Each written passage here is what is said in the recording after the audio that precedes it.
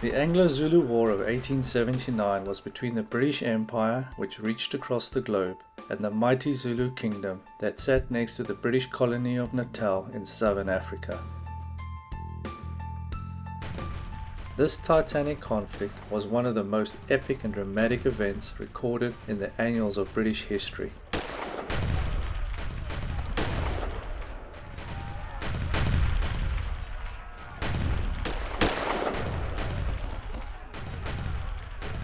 What has really brought enduring fame to this conflict was the 1964 film Zulu, depicting the Battle of Rorke's Drift.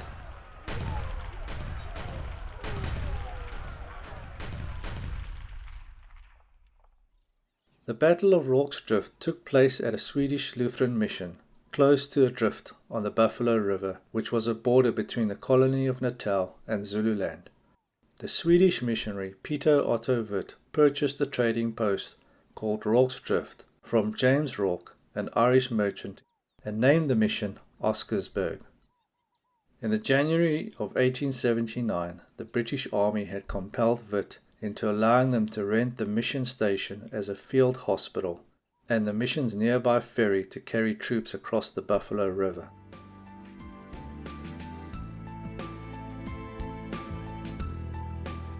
On the 22nd of January, an estimated 20,000 Zulu warriors destroyed nearly half of the expeditionary force in a matter of hours. In the prelude to the battle, the British had crossed the Buffalo River and set up camp about 10 miles away from the mission station at the base of a hill known as Esandwana by the Zulus. The commander of the expeditionary force, Lord Chelmsford, split his force in two, leading one force inland to try and find the main Zulu army. The Zulus outmaneuvered him and destroyed the camp at Esandwana. The engagement was an overwhelming victory for the Zulus. As the last guns were being fired at Esandwana, another massive Zulu force surged its way to the Swedish Mission station. Seeing the oncoming danger, Witt said his goodbyes and quickly rode away to be with his family. A small band of British soldiers now faced a swarm of oncoming Zulus. One might be forgiven to think that this was the final curtain about to be drawn on this unfolding scene.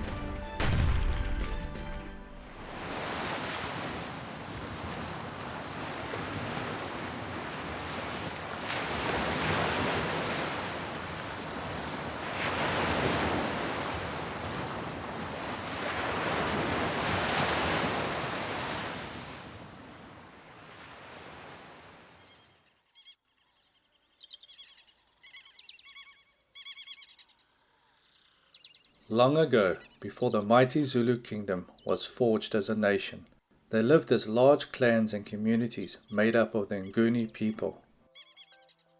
The Nguni people migrated down Africa's east coast over the centuries as part of the Great Lakes migrations. They lived a semi-nomadic life, grazing their cattle and planting crops where they could find fertile ground. The clans of the Nguni people were fragmented, and by the late 18th century, two powerful chieftains began to emerge, dominating weaker neighboring tribes. They were the Mthethwa and the Ndwandwe. In the middle of all this power shifting was a small Zulu chieftainship, which gave rise to the warrior king Shaka Zulu. The chieftainship had aligned themselves with the Mthethwa. Shaka came to prominence because of his military prowess in Chief Dingiswayo's army of the Mthethwa paramountcy.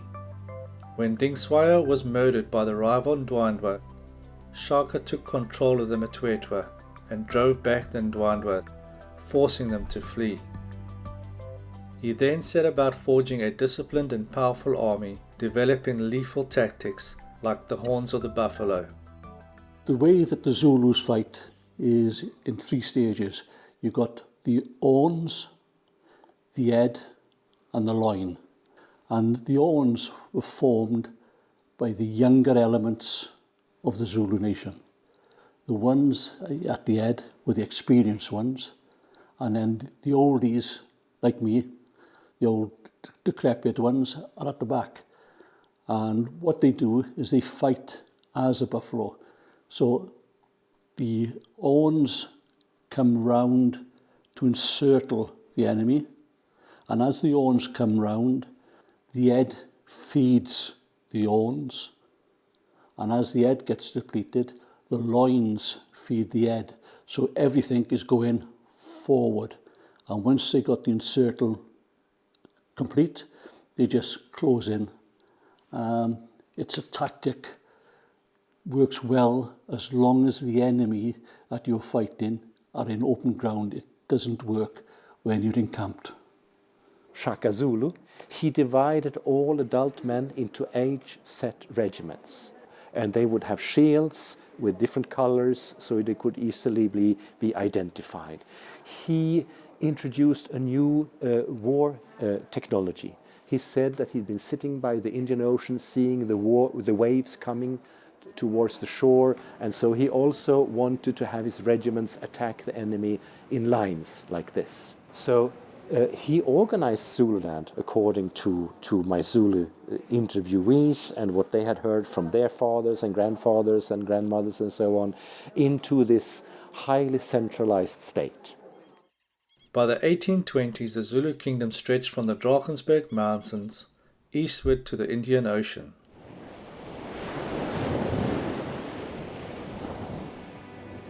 Explorer Vasco da Gama sailed alongside the KwaZulu-Natal coast in 1497 while searching for a route from Portugal to India. He named the area Natal, meaning Christmas in Portuguese. Centuries later, the first British traders came ashore in 1823, seeking refuge from a storm, when they anchored in Port Natal, now known as Durban. They were joined by another trader, Henry Francis Finn. He travelled to Shaka's royal kraal in 1824 seeking trading rights. Finn struck up a friendship with Shaka while treating a stab wound Shaka had received from an assassination attempt. As a token of appreciation, Shaka granted Port Natal and its surrounding area to Finn and his traders. It wasn't long before the Union Jack was flying above Port Natal. The door had been opened, which would have far-reaching consequences for the Zulu kingdom. By the early 19th century, the British Empire was beginning to surge across the globe. This was made possible due to the Napoleonic Wars. This culminated in a final victory by Britain and her allies over Napoleon at the Battle of Waterloo. Britain's navy was now in the supremacy, ruling the waves across the oceans. During the Napoleonic Wars, Britain had seized the strategic Cape Colony from the Dutch. There was an ever-increasing dissatisfaction among the Dutch settlers in the Cape with British rule. By 1836, thousands of Dutch settlers, now known as voortrekkers, in different wagon trains, made their way across the vast expanses of the interior. This mass exodus became known as the Great Trek. One of these wagon trains, led by Piet Retief, made its way down into the green pastures of KwaZulu-Natal. Retief met with the Zulu king Dingaan at his royal kraal and negotiated a land treaty. Later, when Dingaan signed the treaty, he killed Retief and his men. This led to a major conflict that came to a head at the Battle of Blood River, where the voortrekkers decimated a massive Zulu force. Several months later, Dingaan fled north to his death. In December 1839, the British, who had garrisoned Port Natal a year earlier, withdrew. The voortrekkers swooped in and took it over, but it wasn't long before the British retook it and forced the Boers further inland, searching for their homeland.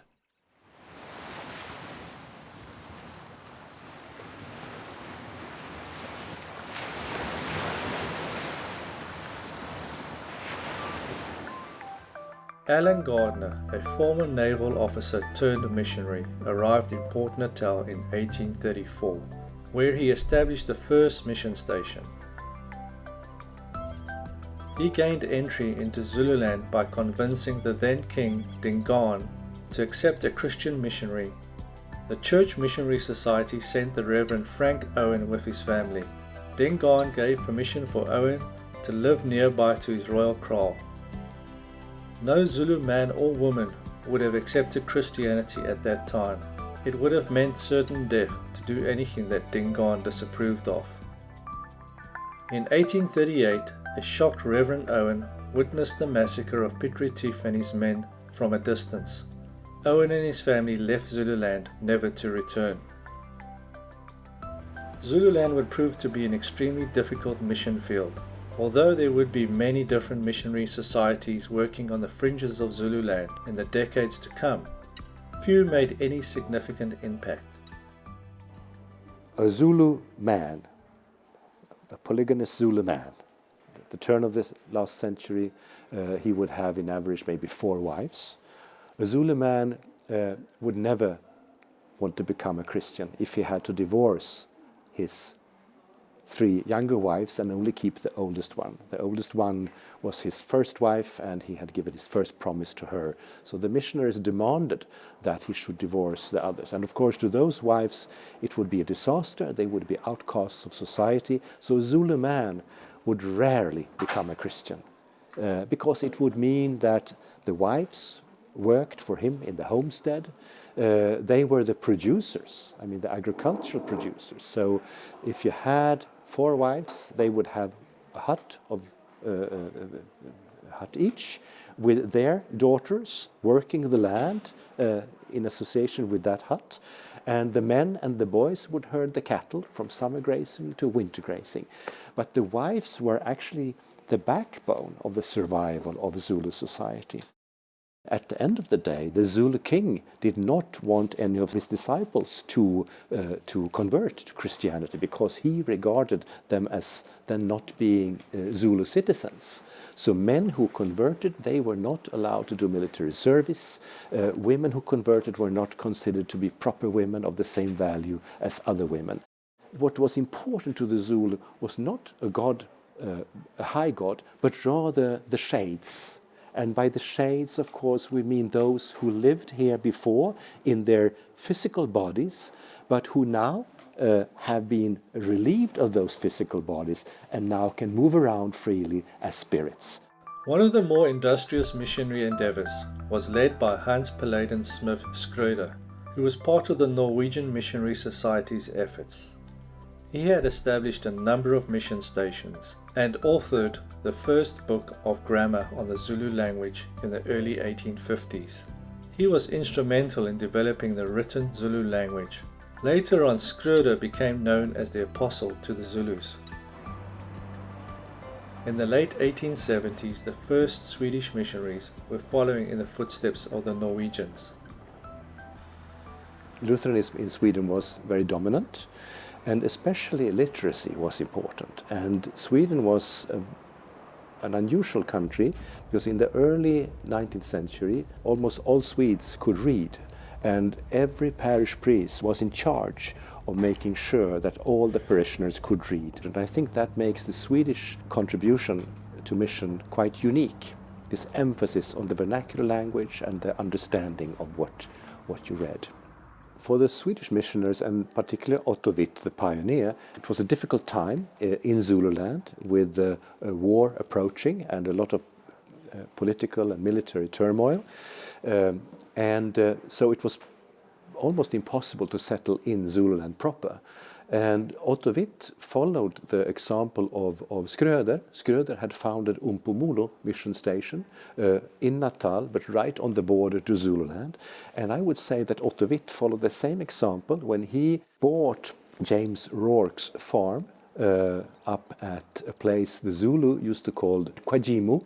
And that was quite a huge farm that he bought there, and it was right on the border of the Mzinyati, or the Buffalo River, bordering to Zululand, and he had of course expected to be able to do evangelistic work into Zululand from there, because this was an important wade across the river into Zululand.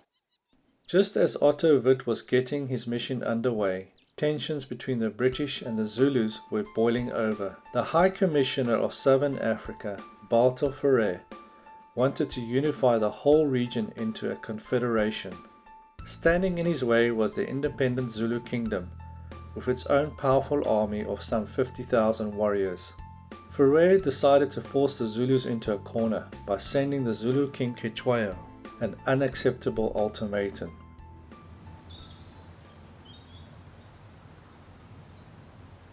Cetshwayo was told by Bartle Frere that he had to disband his army, hand over the weapons and basically stand down, which you can't do. It's a kingdom and he runs it.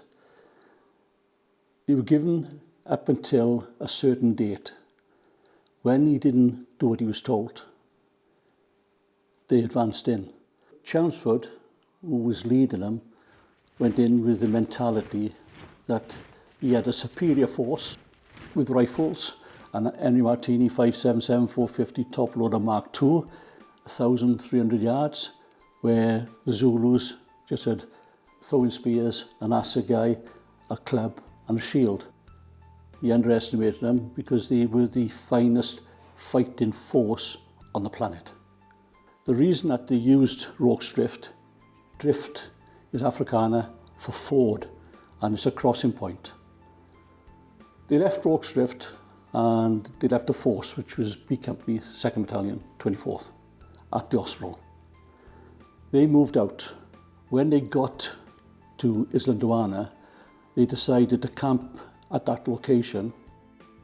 Chelmsford, seeking to engage the Zulu army, led part of a force inland. The Zulus outmaneuvered him and attacked the camp at Esandwana with some 20,000 warriors.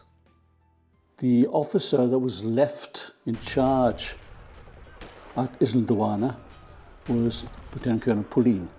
He was an admin officer. I don't think he'd been in any battles. The senior ranks knew what they were doing, but they couldn't get the coordination. They had extended lines instead of the security box, which is a four-cornered box, and you could interlock, overlap, you could protect the other boxes. We had extended lines with open flanks.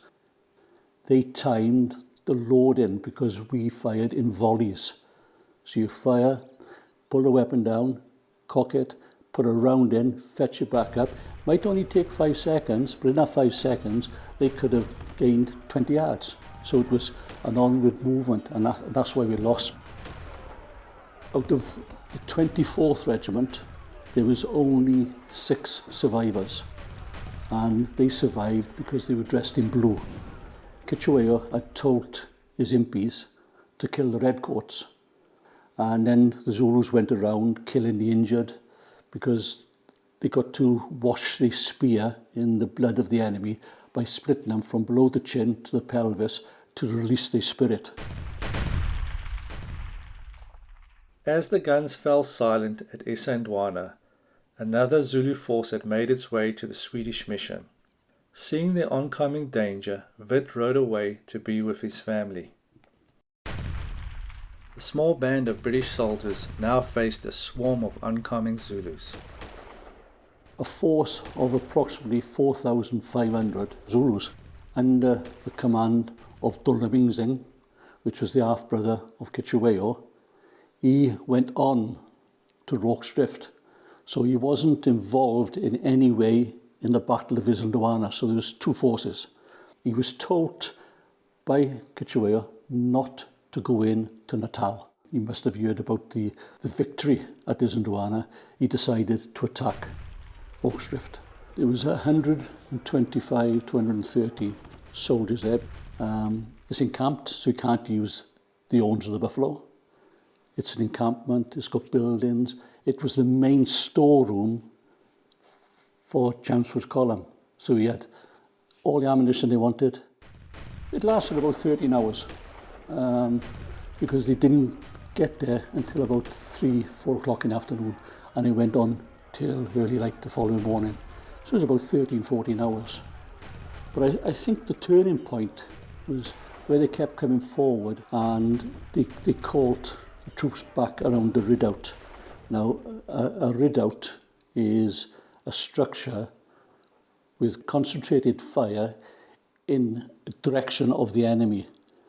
And what was done is when they pulled back, you had front rank fire, that's the kneeling, middle rank fire, standing, top rank fire, the ones in the top. And by the time the top ones had fired, the bottom ones had reloaded. So it was a continual form of firing. So you had rounds coming down. It's a 5.77 450 round, which is a .45. At close range, if it hit flesh, it could go through 3 or 4 Zulus. If it hit bone, it could take your arm off, could take your leg off. That's the size of, the round it was. It was a killer. They knew that they weren't going to take the place. Dulnamingzing was ordered not to attack Rorke's Drift, and I think he had to go back and explain to his brother, 1, why he lost so many men, 2, why he disobeyed an order, and 3, because he attacked Rorke's Drift, he invaded Natal, which gave the British an excuse to go back in. Esandwana was a total disaster. When the news came over, it was sent by Bartlefred to say, we're going into Zululand. The British government sent a message back saying, do not invade Zululand. By the time that Bartlefred got it, he was already sending a signal back to say of the decimation of the 24th at Esandwana. 11 Victoria Crosses were awarded for valour at Rorke's Drift. But the Victoria Cross is the highest award for an act of valour. They, at Rorke's Drift, showed valour, and the ones that were picked showed a bit more than the rest. If it was just done because of the disaster at Esandwana, everybody should have had one. And you got the characters in there. You get Enriok. He didn't drink, he didn't smoke, he didn't gamble. He wasn't in the hospital as a patient. He was on fatigues and he volunteered to go in to protect his comrades. He was the last man to leave the hospital. Itch got hit in the shoulder with a musket ball, and he had 36 pieces of bone taken out of his shoulder by Reynolds on the veranda at Rorke's Drift without an anaesthetic. Now, when they bandaged him up, he was the one that was going around dragging the ammunition box, dishing them out. The first invasion of Zululand was a disaster. Although the British defeated the Zulus at several battles in the months after Esandwana, they made very little gains in the overall invasion of Zululand. When the reinforcements arrived from Britain, Chelmsford, who had been relieved of his command, was waiting for his replacement, General Wolseley, who had been delayed.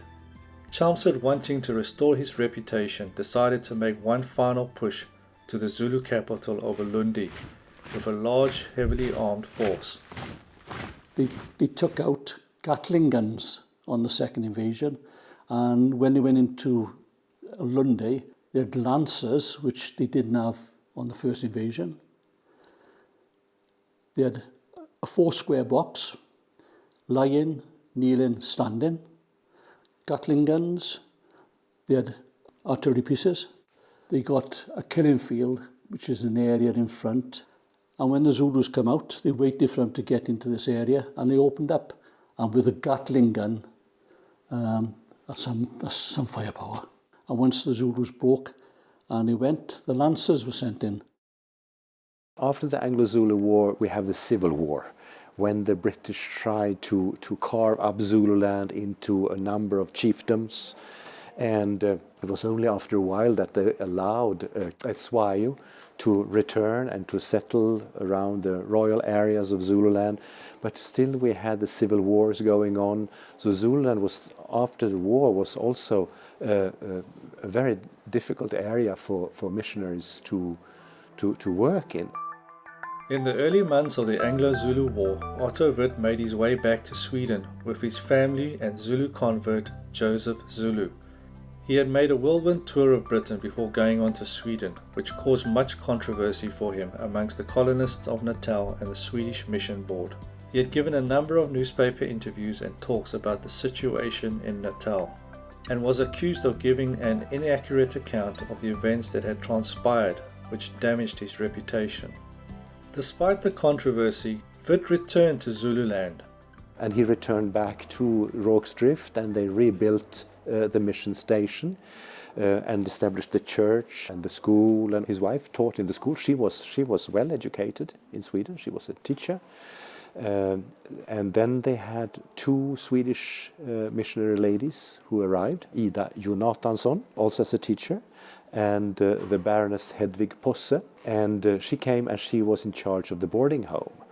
She would move from Oscarsberg into Zululand with a phonograph, recording old Zulu melodies from the times of the old Zulu kings, from Shaka and Dingane and those days.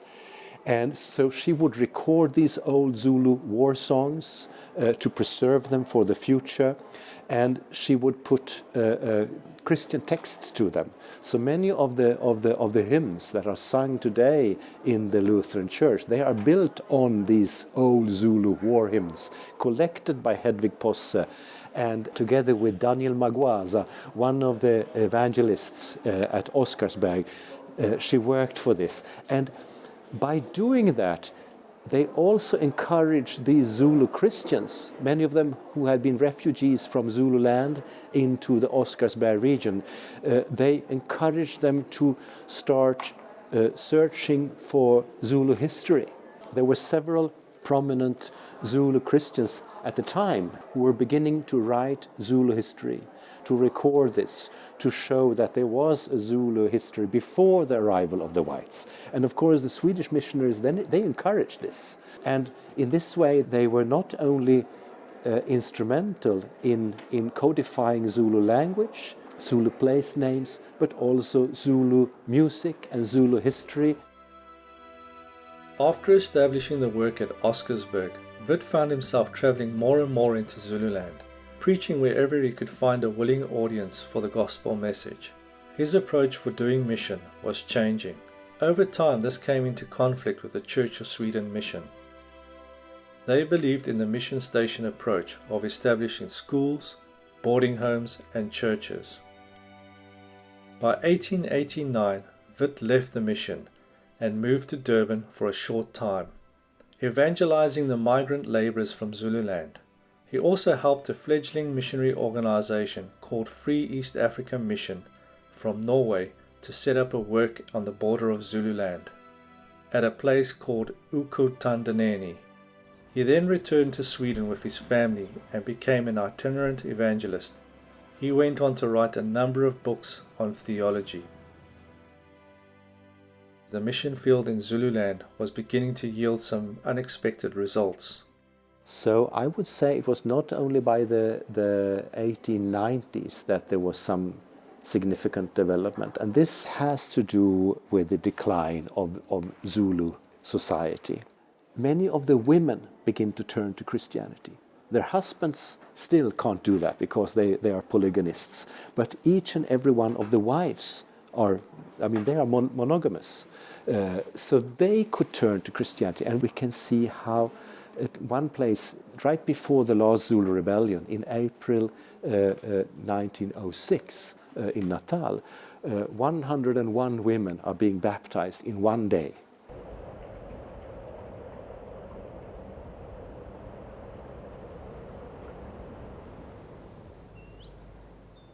I heard about my grandfather and grandmother who were missionaries in Zululand. Nils, my grandfather, who as a 20-year-old boy left Oslo and went to South Africa. He just stayed with the Zulu people, I understand. He was out all the time talking to them, and trying to learn the language in a natural way. He didn't attend any training at all, as far as I know, for the Zulu language, but he picked it up. So when he later on traveled to Zululand with his wife, he was a trained Zulu teacher in a way, so he trained the new missionaries in the Zulu language on the boat to South Africa. He was part of a Lutheran revival in the capital city of Oslo at that time. He was a Sunday school teacher.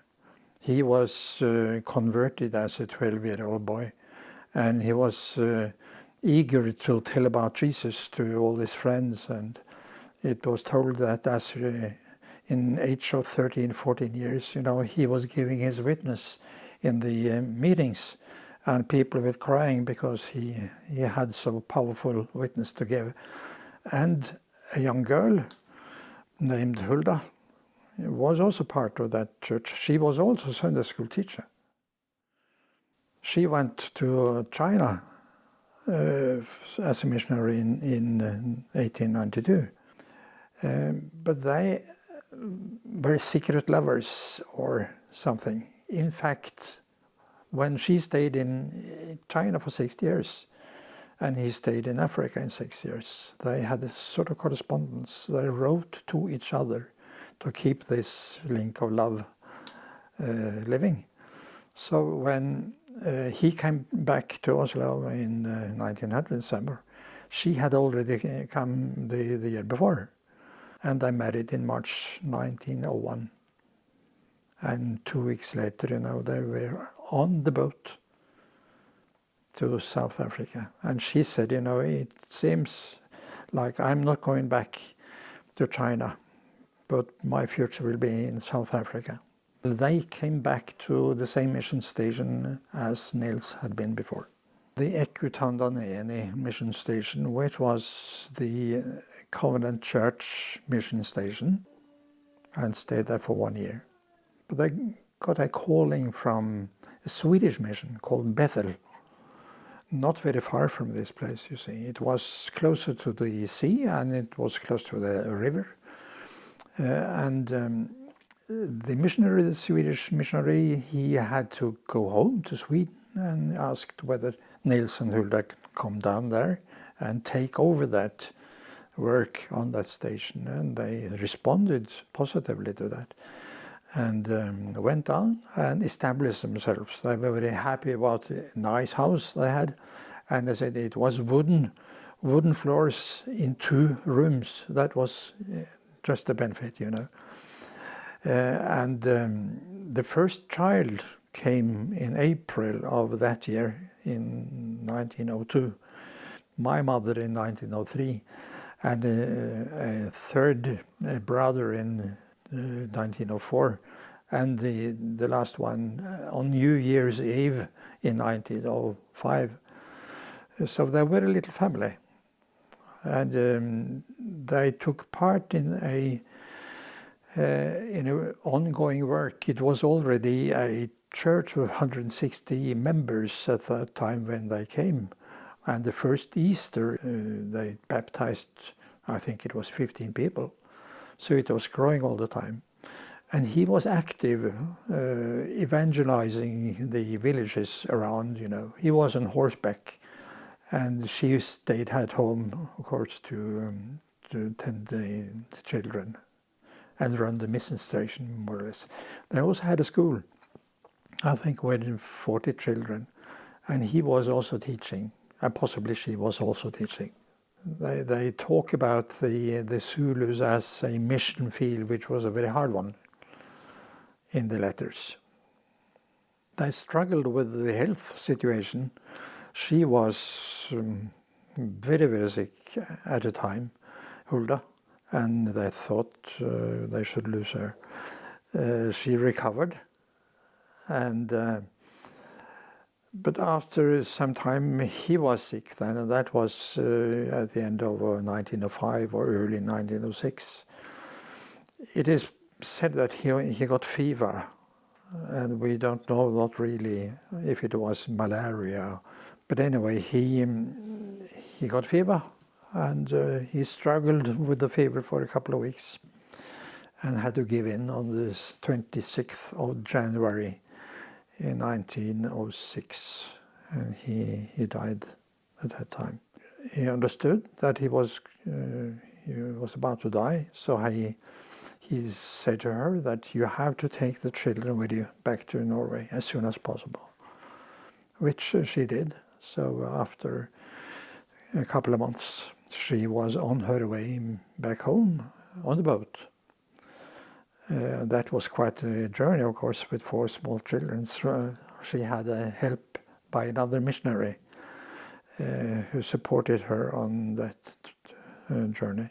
But she was then received by the mission people in Christiania. And it was said she was not very strong.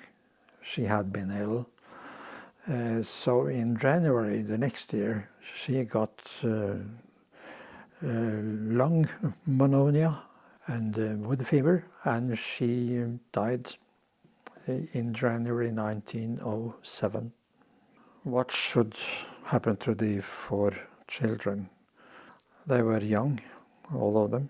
Friends in the church, they got an appeal to think about it. Who could take children and adopt them, and give them a home?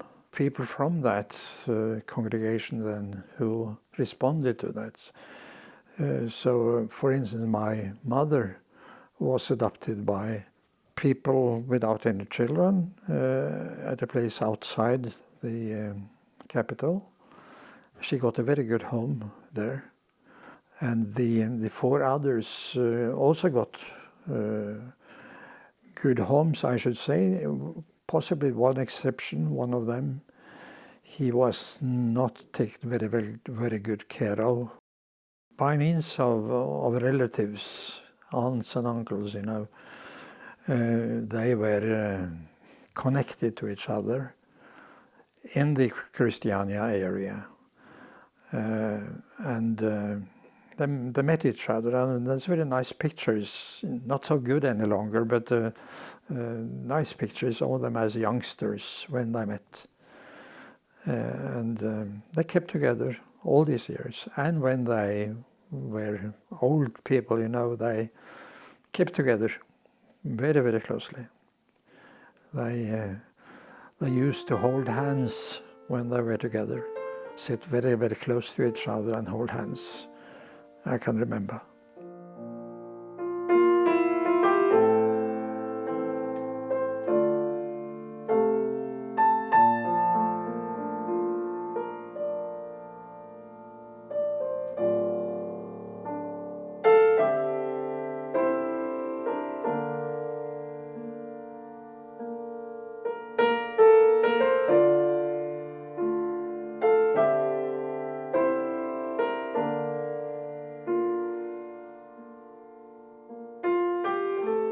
Both my father and then my grandfather and my great-grandfather all of them were very interested in new technology. And my grandfather, he played the violin and was the piano. And then my great-grandfather, of course, I didn't meet him because he passed away in 1906. But he played instruments and he was a photographer. Very early on, he brought the camera down to South Africa and took some fantastic photos from the mission field there. He built a bell tower that what he's saying about on the picture is that, well, it's not very beautiful, but it's useful. So he used what he had to kind of reach people.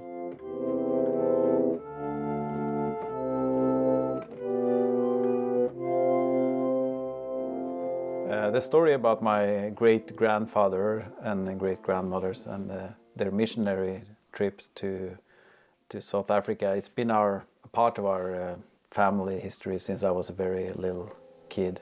This organ was actually brought to South Africa from Norway back in the 1900s. So Niels could bring it to the Zulu Mission and play there. And then it actually came home when he died and the children and his wife came back to Norway. So it's been in our family, from the generations, and now and then I play it. I also used it on a recording once.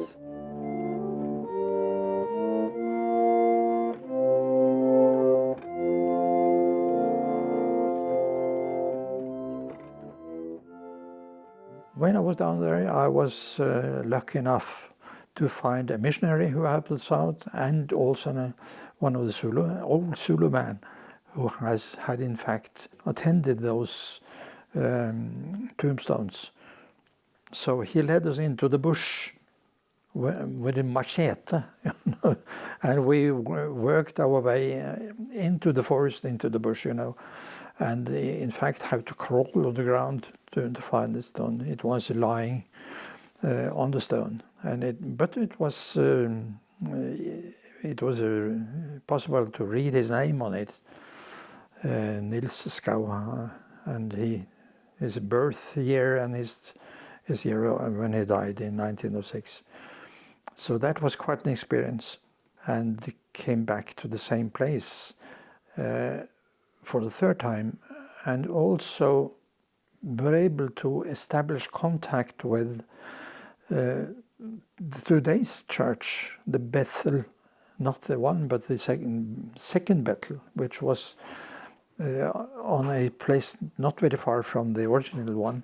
And we were able to meet the pastor, and we were able to attend the Sunday morning service, tell about our story to the church, and we took part in the singing and so on. It was just wonderful. Of course, we understood that the work of our grandparents was appreciated very much, and that they were part of a long row of Swedish missionaries who had served on that station over the years. And they were in fact buried at the second Bethel site, the tombstones of Swedish missionaries, quite a lot of them in fact. So we got the feeling that we were a part of that story. I think they had the feeling that they should, produce a memorial for all these Swedish missionaries who over the years had laid down years of their life in Zululand. So they produced this memorial, and to include him and his tomb, they moved it from the bush and placed it, in the center of this memorial. And that was very nice to that he is now included in the story with the Swedish mission in that way.